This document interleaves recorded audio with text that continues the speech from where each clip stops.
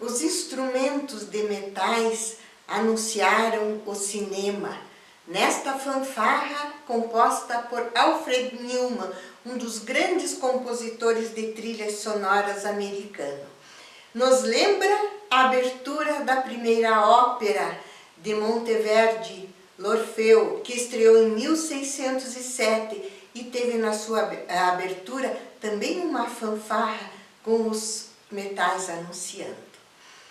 A criação do cinema vai revolucionar a vida cultural das grandes cidades.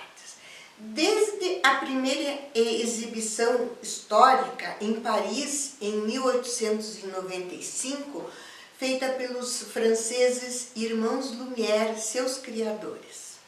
Com o cinema, vieram as salas de cinema. As plateias ficavam deslumbradas com as primeiras exibições cinematográficas. E a ida ao cinema tornou-se, no começo do século XX, um evento social elegante. Os homens iam de terno e gravata, as mulheres com suas melhores roupas. E neste começo o cinema era mudo, mas ele não era sem música.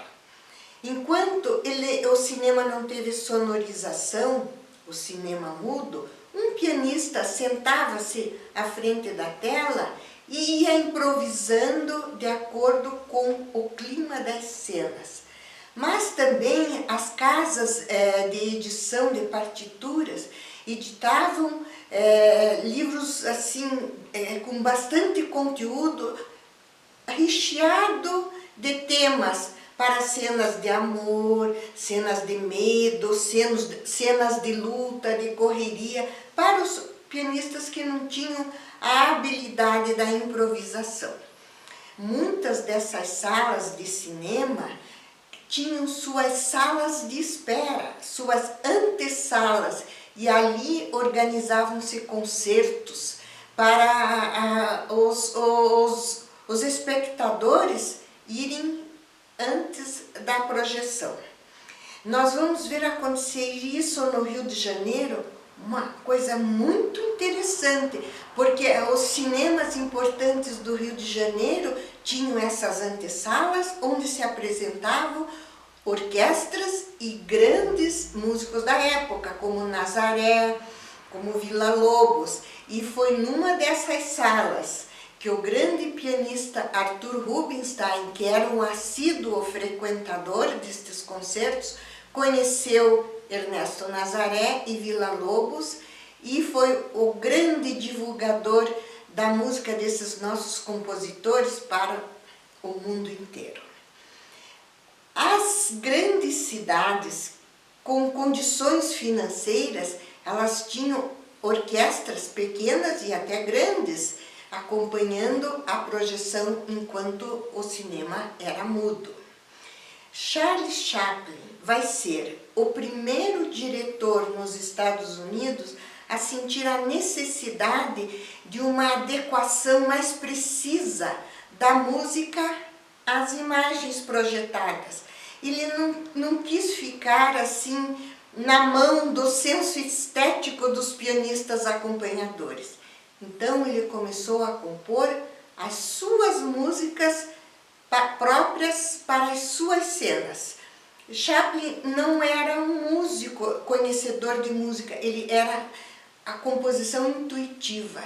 Ele, sem conhecer música, compôs maravilhas. Tinha os músicos profissionais para colocarem na partitura e fazerem a orquestração. Nós vamos assistir a apresentação de duas importantes canções de filmes de Chaplin. Em 1936, ele fez o filme Luzes da Ribalta e ele acompanhou o processo de criação em todos os segmentos, até a música, que foi ele que compôs tudo. Me fez lembrar esse nível de perfeccionismo Vivaldi, lá no Barroco, compositor de óperas e produtor. Também ele se envolvia desde a criação da ópera com a montagem, ensaios, figurinos, venda de bilheteria, o processo inteiro. E Mahler, no começo do século XX, era assim também na Ópera de Viena. Então, os grandes gênios também são bem perfeccionistas. Nós vamos assistir Luzes da Ribalta, o tema, e Tempos Modernos, com uma orquestra delicada de cordas, uma delicada percussão, a Orquestra de Ouro Preto.